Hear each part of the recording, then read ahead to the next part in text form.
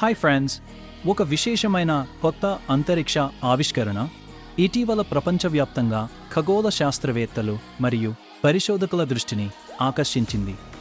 భూమికి సుమారు 102 కాంతి సంవత్సరాల దూరంలో ఉన్న దాని నక్షత్రం యొక్క నివాసయోగ్యమైన జోన్లో ఉన్న ఒక ఎక్సోప్లానెట్ను శాస్త్రవేత్తలు గుర్తించారు.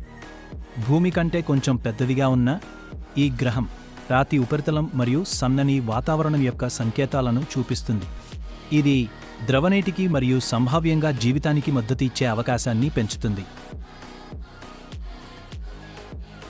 జేమ్స్ వెబ్ స్పేస్ టెలిస్కోప్ మరియు భూ ఆధారిత అబ్జర్వేటరీల నెట్వర్క్ నుండి డేటా కలయికను ఉపయోగించి ఈ ఆవిష్కరణ జరిగింది.